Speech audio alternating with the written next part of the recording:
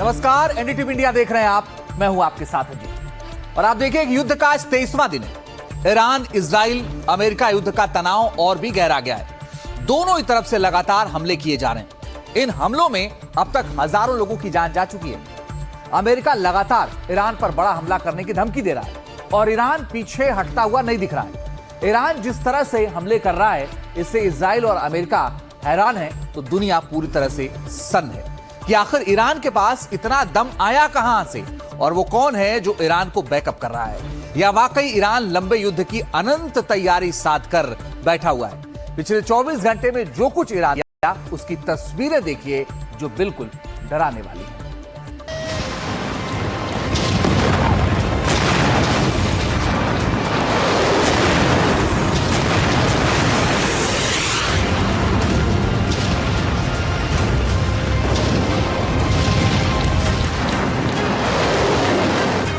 युद्ध का 23वां दिन, मिसाइलों की बौछार,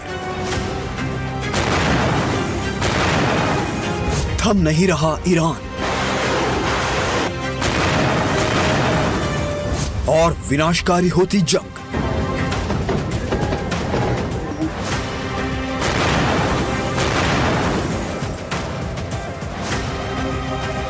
महायुद्ध के 23वें दिन ईरान ने इजराइल पर बड़ा हमला किया। ईरान ने अराद में एक रिहायशी इमारत को निशाना बनाया। हमले में कई लोगों के मारे जाने की आशंका जताई जा रही है। करीब 100 से ज्यादा लोग घायल भी हुए। इजरायली सेना ने माना कि उनके एयर डिफेंस सिस्टम इन मिसाइलों को रोकने में नाकाम रहे, जिसके चलते शहर के रिहायशी इलाकों को नुकसान हुआ। मिसाइल गिरने से शहर के केंद्र में मौजूद कई अपार्टमेंट और इमारतें पूरी तरह क्षतिग्रस्त हो गई हैं और वहां लगभग 5 मीटर गहरा गड्ढा बन गया। अराद में हमले के बाद का मंजर आप देख सकते हैं कि किस तरह से सब कुछ तहस नहस हो चुका है। यहां आपातकाल का ऐलान किया गया है। ईरान एक के बाद एक लगातार इजराइल पर हमले कर रहा है। ईरान के कुछ ड्रोन और मिसाइल के हमलों को इजराइल ने इंटरसेप्ट कर दिया, जिससे बड़ी तबाही टल गई। इजराइल ने भी ईरान पर पलटवार करते हुए ईरान की मिसाइल स्टोरेज क्षमता पर हमला किया। कुछ सेकंड्स में ही इजराइल ने 5 ठिकाने कर डाले। इजराइल ने हमले में कई लोगों की मौत का भी दावा किया। ईरान के बुशहर में भी नागरिक बंदरगाह पर इजराइल ने जमकर बमबारी की, जिसके बाद बंदरगाह से धुआं उठता हुआ दिखा। हमले में कई यात्री जहाजों को भी नुकसान पहुंचा। ईरानी मीडिया ने नुकसान की तस्वीरें जारी की हैं। अमेरिका इजराइल ने ईरान के अस्पताल और पर्यटन स्थल पर जमकर बमबारी की। ईरान के अहवाज में इजराइल और अमेरिकी सेना ने हमला किया। हमले में एक बच्चे की मौत हो गई और अस्पताल को भी भारी नुकसान पहुंचा। ईरान ने इजराइल के रिशन लेजियान में किंडरगार्टन को निशाना बनाया। यहां ईरान ने बैलिस्टिक मिसाइल से हमला किया। हमले में किंडरगार्टन को भारी नुकसान पहुंचा है। डिमोना पर हमले के बाद इजराइल ने पलटवार करते हुए तेहरान पर ताबड़तोड़ बमबारी की। आप तस्वीरों में देख सकते हैं कि कैसे आग और धुएं के गुबार से पूरा आसमान भर चुका है। अमेरिका और इजराइल ने ईरान में और भी हवाई हमले किए। ईरान के देज़फुल की ये तस्वीरें हैं। एयर स्ट्राइक के बाद यहां धमाके की आवाज सुनी गई। हमले में ईरान के सैन्य ठिकानों को निशाना बनाया गया। ये तस्वीरें हैं लेबनान की, जहां इजरायली सेना और हिजबुल्लाह के बीच झड़प हुई। झड़प के दौरान इजरायली सेना ने हिजबुल्लाह पर हमले किए, जिसके बाद इलाके में धुआं उठता हुआ दिखा। इस युद्ध का दायरा और भी बढ़ता जा रहा है। खतरनाक हमले हो रहे हैं। जहां यूएस और इजराइल लगातार ईरान पर हमले कर रहे हैं, वहीं ईरान भी थमता नजर नहीं आ रहा, बल्कि और भी ज्यादा ताकतवर जवाबी हमले कर रहा है। Bureau report, NDTV India.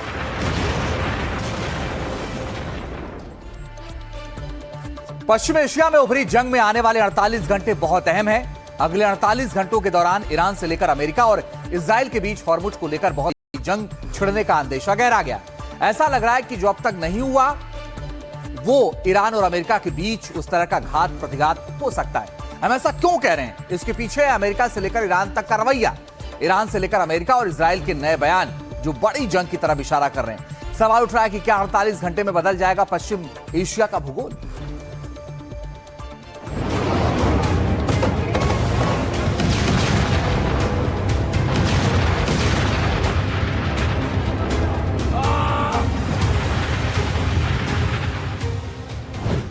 क्या बदलने वाला है पश्चिम एशिया का भूगोल?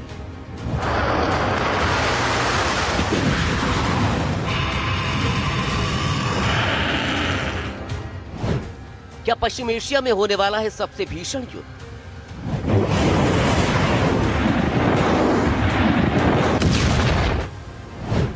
क्या पश्चिम एशिया में घातक जंग का काउंटडाउन शुरू हो गया है?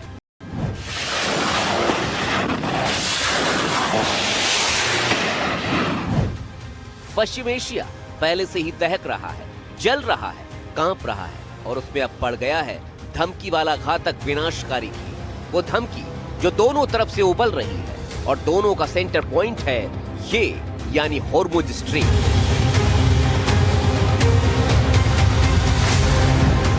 इसी हॉर्मुज स्ट्रेट पर अब ट्रंप ने दे डाली है अब तक की सबसे बड़ी धमकी। वो धमकी जिसकी वजह से सारी दुनिया परेशान है और हर किसी की नजर सीधे हॉर्मुज स्ट्रेट पर आकर टिक गई है। ट्रंप ने सोशल मीडिया के जरिए ईरान को हॉर्मुज पर 48 घंटे की मोहलत दी है। साफ कह दिया है 48 घंटे में ईरान हॉर्मुज का रास्ता खोल दे। अगर ईरान नहीं माना तो अब की बार बहुत बड़ा हमला करेंगे, वो भी ईरान के पावर प्लांट्स पर हमला करेंगे और यह हमला सबसे बड़े पावर प्लांट से शुरू होगा। ट्रंप ने यह बयान सोशल मीडिया प्लेटफॉर्म ट्रुथ पर पोस्ट किया है।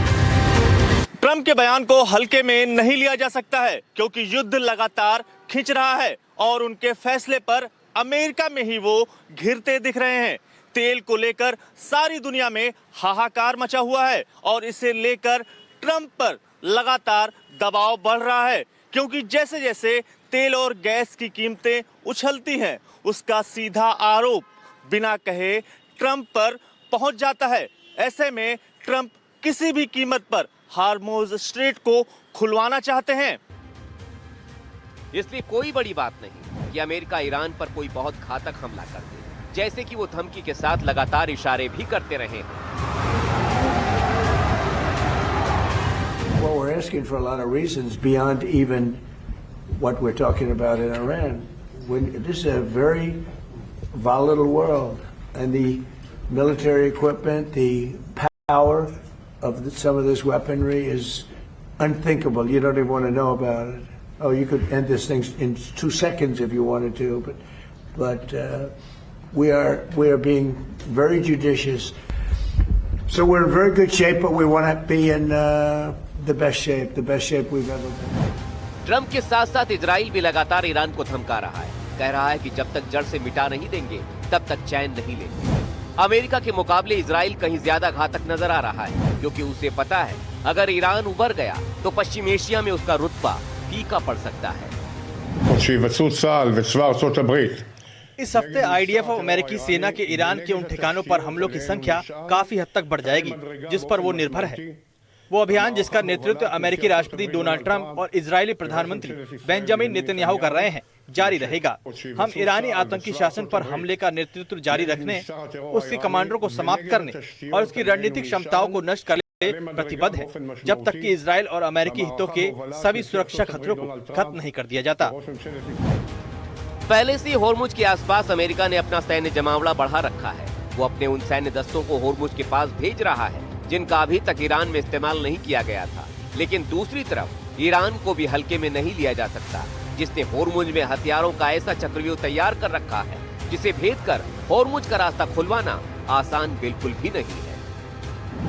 पावर प्लांट्स पर हमला कर देंगे। अगर ईरान के थर्मल पावर प्लांट्स पर या gas based electricity generating plants पर अमेरिका और इजराइल हमला करते हैं तो ईरान ने बोल दिया फिर जवाबी कार्रवाई में वो भी इजराइल के पावर प्लांट्स पर हमला करेगा। गल्फ कंट्रीज में जितने पावर प्लांट्स हैं उन पर हमला करेगा। ये समझने की बात है कि गल्फ कंट्री में जितने पावर प्लांट हैं, चाहे वो ऑयल बेस्ड हो, कोल बेस्ड हो या गैस बेस्ड हो, ज्यादातर अमेरिकन ओन्ड और अमेरिकन मैनेज्ड हैं। ईरान हॉर्मुज स्ट्रेट को अपने सम्मान से जोड़कर देखता है। ऐसे में जिस तरह के तेवर अभी ईरान ने अपनाए हैं, उससे तय है कि होर्मुज पर अगर अमेरिका ने कब्जे की कोशिश की तो ईरान भी जंग के नए मोर्चे खोल सकता है, जिसका इशारा उसके बयानों में साफ देखा जा सकता है। شما دنبال راه فرار هستید. इस युद्ध में हम अपने देश और राष्ट्र के लिए एक स्थायी सुरक्षा दृष्टिकोण की तलाश कर रहे हैं। आप भी एक रास्ता खोज रहे हैं, क्योंकि आपका आक्रमण शुरुआत से ही मूर्खतापूर्ण और आत्मघाती कदम था। ईरान आज केवल अपनी रक्षा के लिए नहीं, बल्कि क्षेत्र और मुसलमानों की सुरक्षा के लिए भी लड़ रहा है। ईरान हॉर्मुज स्ट्रेट में अपनी महानता को अपना रहा है। हमारा ध्यान अपनी भूमि और इलाके की सुरक्षा सुनिश्चित करने पर है, और जैसे आप हमारे साथ सलूक कर रहे हैं, हम भी उसी अंदाज में आपको जवाब दे रहे हैं। در مسیر حماقت و خودکشی بود. ट्रंप ने सोचा था कि ईरान को एक हफ्ते में घुटनों पर ला दिया जाएगा और होर्मुज से हमेशा हमेशा के लिए उसका नियंत्रण खत्म कर दिया जाएगा, लेकिन ऐसा हो न सका। ईरान को आंकने में ट्रंप से लेकर इजराइल तक ने बड़ी भूल की। अमेरिका के खाड़ी देशों में बने बेस से लेकर इजराइल और हिंद महासागर में डिएगो गार्सिया तक ईरान हमले कर रहा है। ईरान कह रहा है, हम पर हमले करोगे तो छोड़ेंगे हम भी नहीं और सरप्राइज भी देंगे।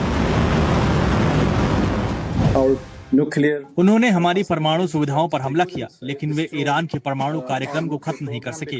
उन्होंने हमारे मिसाइल ठिकानों को निशाना बनाया, लेकिन उन्हें भी खत्म नहीं कर पाए। ईरान अपने मिसाइलों के जरिए उन पर लगातार हमले करता रहेगा। अब्बास अराक्ची ने यह बताने की कोशिश की है कि ईरान बिल्कुल भी आसान नहीं है और उस पर हमला करना अमेरिका और इजराइल की सबसे बड़ी भूल है। अब वही भूल पश्चिम एशिया में बारूदी शूल बनकर दहक रही है और सारी दुनिया में गैस और तेल की किल्लत के शूल चुभ हो रही है। अब सबकी नजर अगले 48 घंटे पर है, क्योंकि इतना तो तय है कि ट्रंप की धमकी के बाद कोई बड़ा एक्शन होना तो बिल्कुल तय है। Bureau report, NDTV India.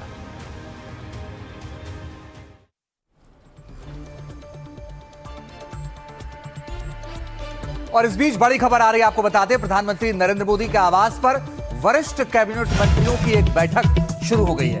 बैठक में पश्चिम एशिया संकट का भारत पर पड़ रहे असर और इससे निपटने के लिए उठाए जा रहे कदमों की समीक्षा की जा रही है। पेट्रोलियम, कच्चे तेल और 3 हफ्ते से जारी भीषण युद्ध पर भी चर्चा होगी इस बैठक में।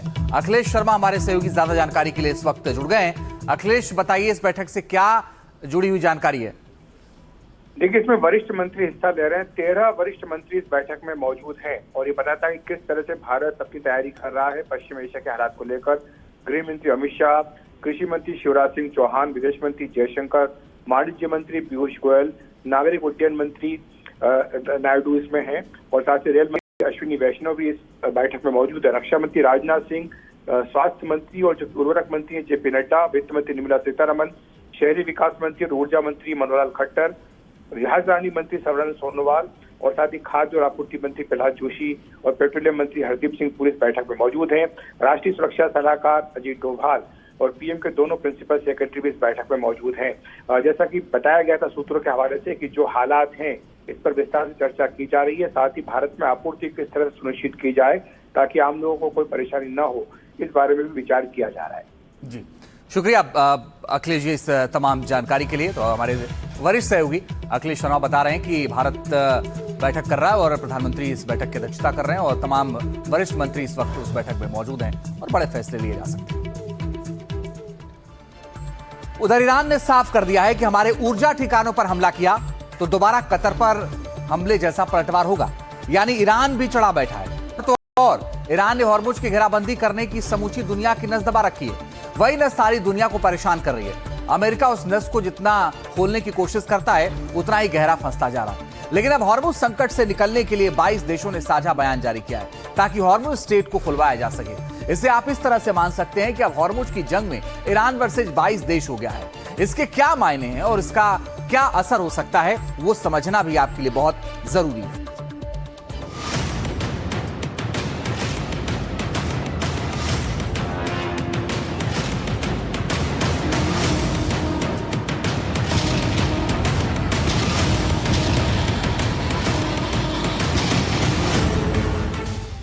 समंदर में सिर्फ 3 किलोमीटर का सकरा सा रास्ता सारे जमाने का जंजाल बन गया है। इस 3 किलोमीटर के हिस्से ने सारी दुनिया को बेचैन करके रख दिया है। ईरान की जालबंदी के आगे यहाँ तेल और गैस के टैंकर अटके पड़े हैं और इनके अटकने का मतलब साफ है, दुनिया के तमाम देशों में जनजीवन का अटक जाना। ऐसे में अब होर्मुज को खुलवाने के लिए ब्रिटेन, फ्रांस और जर्मनी समेत कुल 22 देशों ने साझा बयान जारी कर होर्मुज में तेल और गैस के टैंकरों को रोके जाने की निंदा की है। क्या निंदा की है वो बताएं, उससे पहले उन 22 देशों को जान लीजिए जिनमें संयुक्त अरब अमीरात, United Kingdom, France, Germany, Italy, Netherland, Japan, Canada, दक्षिण Korea, New Zealand, Denmark, Latvia, Slovenia, Estonia, Norway, Sweden, Finland, चेकिया, रोमानिया, बहरीन, लिथुआनिया और ऑस्ट्रेलिया शामिल हैं। गल्फ कंट्रीज में न्यूक्लियर पावर प्लांट्स हैं, गल्फ कंट्रीज में coal, oil, gas based power plants हैं। अब ये जो बिजली के संयंत्र लगे हैं गल्फ कंट्रीज में, इनका ज्यादातर मैनेजमेंट और इन्वेस्टमेंट और टेक्नोलॉजी सब तो अमेरिका का ही है। तो ईरान सोचता है कि इनके ऊपर हमला करके वो एक जायज अमेरिकन टारगेट को निशाना बना रहा है। तो युद्ध जो है एस्केलेशन मैट्रिक्स में अगले ऊंची सीढ़ी की तरफ अग्रसर हो रहा है। इनके अलावा अमेरिका और इजराइल पहले से ही होर्मुज पर ईरान के खिलाफ बारूद उगल रहे हैं। तो कुल मिलाकर 24 देश अब तक होर्मुज पर ईरान के खिलाफ लामबंद हो गए। अब समझिए कि आखिर 22 देशों ने जो बयान जारी किया है, जो चेतावनी दी है, उसमें आखिर लिखा क्या है। बयान में इन देशों ने ईरान की ओर से होर्मुज स्ट्रेट में कमर्शियल पोतों और पश्चिम एशिया में तेल और गैस परिवहन समेत नागरिक दुनिया के ढांचों पर हमलों की निंदा की है। इन देशों ने बढ़ते संघर्ष को लेकर गहरी चिंता जताते हुए कहा कि ईरान बाधित सुरंगों, ड्रोन और मिसाइल हमलों से कमर्शियल जहाजों के लिए स्ट्रेट ऑफ होर्मुज बंद करने की हरकत को तुरंत रोक दे और संयुक्त राष्ट्र के प्रस्ताव 2817 का पालन करे। नियम कहता है कि समंदर में जहाजों की आवाजाही की आजादी एक बुनियादी अधिकार है और उसे बिल्कुल भी नहीं रोकना चाहिए। ये बयान ऐसे समय में आया है जब ट्रंप ने होर्मुज स्ट्रेट का उपयोग करने वाले देशों को साथ आने के लिए कहा। उन्होंने कहा था कि जापान से लेकर चीन और नेटो देशों को होर्मुज पर उनकी मदद करनी चाहिए। जहां तक होर्मुज स्ट्रेट की बात है, हम बहुत अच्छा काम कर रहे हैं, लेकिन अच्छा होता कि वे देश जिनमें चीन भी शामिल है, वे देश जो इसका उपयोग करते हैं। चीन अपनी 90% ऊर्जा इसके जरिए पाता है, जापान अपनी 95% ऊर्जा इसके जरिए पाता है। तो अगर ये देश इसमें शामिल हों तो और अच्छा होगा। और उसी के बाद 22 देश एक साथ आए हैं ताकि होर्मुज पर समाधान निकल सके। लेकिन क्या ईरान मान जाएगा? क्योंकि वो अपने अस्तित्व की लड़ाई खुद लड़ रहा है, जिसमें अभी तक होर्मुज स्ट्रेट ही उसकी सबसे बड़ी ताकत बना हुआ है। ईरान होर्मुज स्ट्रेट के दम पर ही सारी दुनिया पर दबाना रहा है कि वो अमेरिका और इजराइल को रोके, वरना होर्मुज में उसके बारूदी जाल को भेजकर आगे बढ़ना आसान बिल्कुल भी नहीं होगा। और शारजाह में उसने एक जहाज पर हमला करके अपने भीषण और घातक इरादों का ट्रेलर दोबारा दिखाने की कोशिश भी कर डाली है। वो लगातार कहता रहा है कि होर्मुज में आक्रमण का रास्ता आत्मघाती और मूर्खतापूर्ण। ईरान होर्मुज स्ट्रेट में अपनी महानता को अपना रहा है। हमारा ध्यान अपनी भूमि और इलाके की सुरक्षा सुनिश्चित करने पर है, और जैसे आप हमारे साथ सलूक कर रहे हैं, हम भी उसी अंदाज में आपको जवाब दे रहे हैं। लेकिन होर्मुज को लेकर अब जो आशंका है वो आसान बिल्कुल नहीं दिख रही, क्योंकि अब तक ईरान पर हमले के लिए अपने बेस का उपयोग करने से मना करने वाला ब्रिटेन अब अपने बेस के इस्तेमाल की इजाजत दे रहा है। तो दूसरी तरफ ब्रिटेन ने अपनी हाईटेक और घातक परमाणु पनडुब्बी को भी ऑस्ट्रेलिया से अरब सागर में भेज दिया है। ये सामान्य घटना नहीं है, ये पनडुब्बी अपने आप में चलता फिरता सैन्य है, जिसकी एक एक खूबी ईरान के लिए किसी मुसीबत से कम नहीं है। और अब आपको उस परमाणु पनडुब्बी या चलते फिरते सैन्य किले के बारे में बताते हैं जो ब्रिटेन ने अरब सागर स्ट्रेट ऑफ होर्मुज के पास भेजा है। आप देखिए पनडुब्बी कितनी घातक है और कितनी दमदार है, ये समझिए। दुनिया की सबसे खतरनाक और आधुनिक परमाणु पनडुब्बियों में से ये एक है। 97 मीटर लंबी और 11 मीटर चौड़ी ये पनडुब्बी दुश्मनों के लिए काल से कम नहीं है। ये एक साथ 38 हथियार ले जा सकती है। इसमें 6 टॉर्पीडो ट्यूब्स हैं, जिनसे कुल 38 हथियार दागे जा सकते हैं। ये टॉमहॉक मिसाइलों से लैस है जो करीब 1600 किलोमीटर तक समंदर में अचूक मार कर सकती है। इस पनडुब्बी से किए गए हथियारों का हमला अचूक होता है, जिसमें दुश्मन की पनडुब्बियों को खोजने वाला अत्याधुनिक सोनार सिस्टम लगा है, जो कई सौ किलोमीटर दूरी की समुद्री हलचल को भी पकड़ लेता है। ये एक बार में 90 दिनों तक पानी में सकता है और 25 साल तक इसका परमाणु रिएक्टर बिना दोबारा ईंधन भरे चल सकता है। दुश्मन के लिए पनडुब्बी चलते फिरते दानों से कम नहीं है, जो पानी के अंदर 7,800 टन वजन लेकर दौड़ती रहती है। और ब्रेक के बाद एक बार बड़ी खबर आपको बताते हैं। युद्ध के बीच इस वक्त अहम खबर आ रही है। ईरान ने ट्रू प्रॉमिस 4 ऑपरेशन की 74वें चरण को अंजाम दे दिया है। इस चरण में ईरान ने अमेरिका और इजराइल के ठिकानों को निशाना बनाया है और ईरान ने 74वें चरण का वीडियो जारी किया है बाकायदा।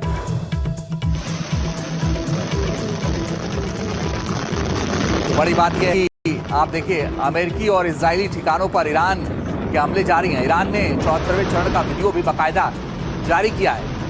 ईरान के ट्रू प्रॉमिस 4 ऑपरेशन का ये 74वां चरण है।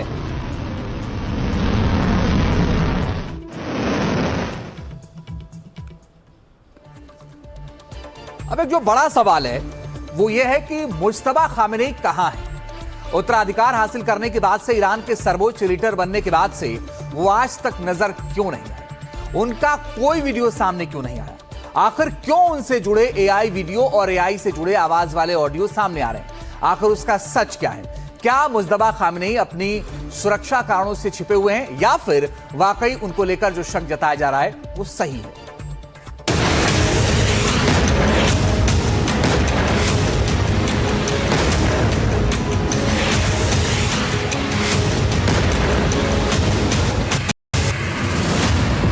ईरान की सर्वोच्च ताकत, ईरान का निजाम, ईरान के नेतृत्व का सबसे बड़ा सेंटर, मुज्तबा आयातुल्ला खामेनेई आखिर कहां है?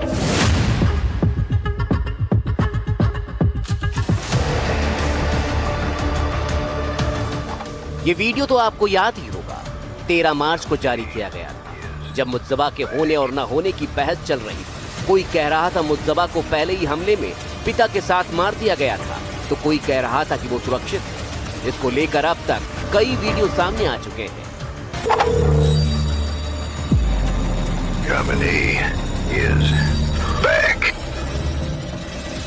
उसके बाद खबर आई कि मुज्तबा बाल बाल बच गए हैं, क्योंकि वो हमले से ठीक पहले बागीचे में चले गए थे। वो खबर भी हमने आपको दिखाई थी कि कैसे मुज्तबा ठीक हमले से पहले किसी कॉल या किसी के कहने पर बागीचे में चले गए थे और उसी दरमियान तेहरान में आयतुल्ला खामेनेई के सेंटर पर हमला हो गया था।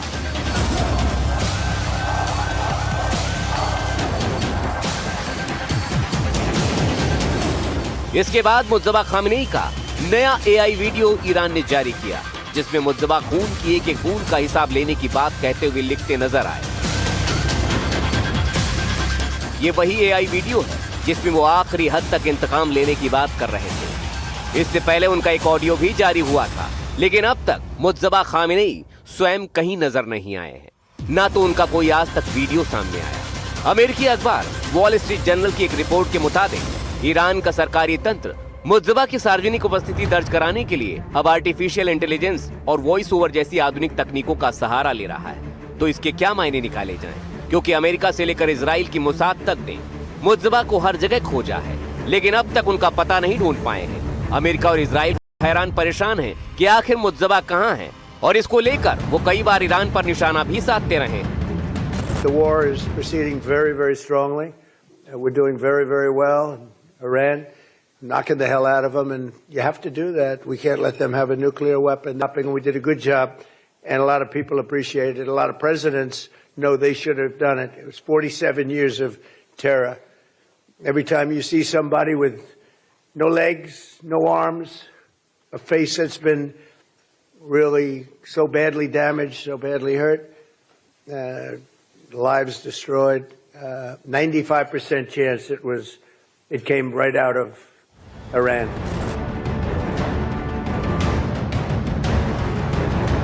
लेकिन इन सवालों के बीच ईरान का पलटवार चौंकाता है, क्योंकि जिस तरह से वो लगातार हमले कर रहा है, जिस तरह से वो अमेरिकी बेस से लेकर इजराइल को चौंका रहा है, वो हैरान करने वाला है। क्योंकि जिस तरह अभी लगातार ईरान हमले कर रहा है, उसका से घातक सबूत डिएगो गार्सिया के बाद इजराइल के परमाणु सेंटर पर हमले के तौर पर देखा गया है। ये वो जगह है जहां अभी तक इजराइल और अमेरिका खुद को अजेय और सुरक्षित मानते रहे, लेकिन इन जगहों पर भी ईरान की मिसाइल पहुंच गई। ऐसे में अमेरिका में एक्सियोस की रिपोर्ट बताती है कि ट्रंप प्रशासन ये पता लगाने की कोशिश कर रहा है कि टॉप लीडर्स के मारे जाने के बाद आखिर वो कौन है जो ईरान में युद्ध चला रहा है। रिपोर्ट के मुताबिक विदेश मंत्री अराक्ची ईरान और अमेरिका युद्ध में सिर्फ एक फैक्स मशीन की तरह है और वो युद्ध में निर्णय नहीं ले रहे हैं जिनके पास कोई वास्तविक अधिकार नहीं है। ऐसे में बड़े सवाल उठते हैं कि अगर अराक्ची जैसे बड़े लीडर युद्ध में नेतृत्व नहीं कर रहे हैं तो फिर युद्ध का लीडर आखिर कौन है? खामेनेई कहां है? अमेरिकी हमले में ईरान के अब तक 14 बड़े नेता और कमांडर मारे जा चुके हैं और मुज्तबा का अभी तक कोई अता पता नहीं है, न ही उन पर कोई बयान जारी हो रहा है। ऐसे में ईरान की सत्ता के हैंडलर पर सवालों के बवंडर तो घूमते ही रहे। Bureau report, NDTV India.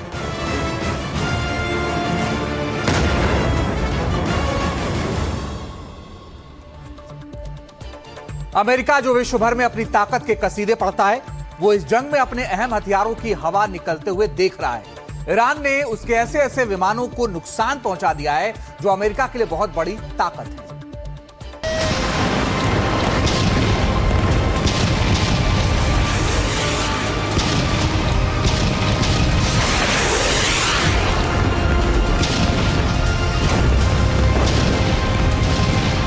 America के हथियार ईरान में फुस।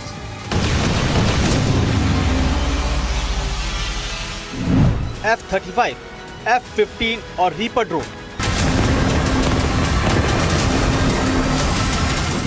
ईरान के संग जंग में बड़ा नुकसान।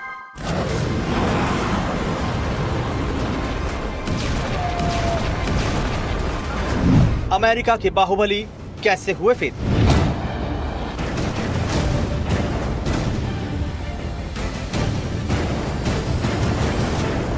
ईरान के साथ चल रहे युद्ध में अमेरिका माने या न माने उससे नुकसान बहुत भारी हुआ है।